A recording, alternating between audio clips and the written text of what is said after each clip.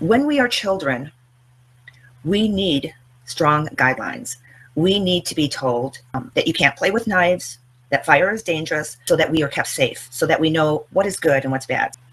So that's what religion does, is it has a place in our world to help those who are still very young in their understanding of God and Jesus and the universe and the creator that dwells inside all of us. Before that understanding starts to emerge, religion serves as a safety room, as guidepost, as structure, so that people can learn what is right and wrong and try to, otherwise all societies would be totally in disarray. As we move up in consciousness and we start to understand who we are, those limitations begin to be removed from us. As a child, you have the limitations of like a religion, mom and dad said you can't do this, etc. And then you become a teenager. So all teenagers, right? They start to rebel. And because they're starting to feel inside of them that they are an individual, that they have something more and they want to expand.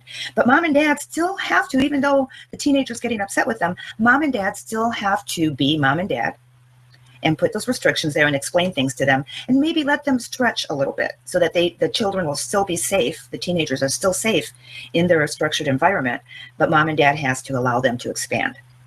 So that's what happens during the awakening process. You begin to expand, your awareness begins to expand. You begin to feel different things and experiment with different things and the power that resides within you.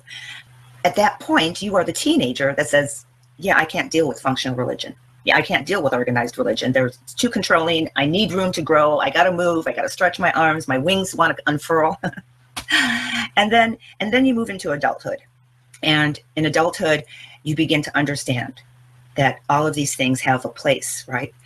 Now you're free. You don't have to do what mom and dad says. In adulthood, you don't have to buy into all the dogma of the religions, but you don't throw away the baby with the bathwater. You don't, just because you turn into adult, you go from a teenager to an adult, and you don't have to live under mom's roof anymore, and you don't have to do what dad says anymore. It doesn't mean you stop believing in them. It doesn't mean you stop loving them.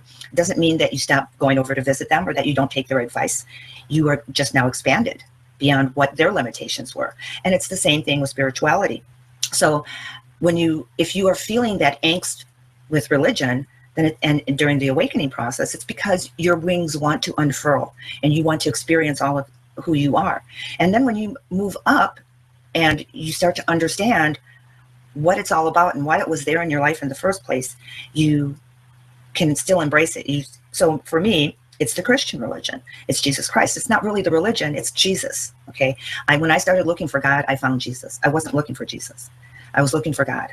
And while I was looking for God, I found Jesus.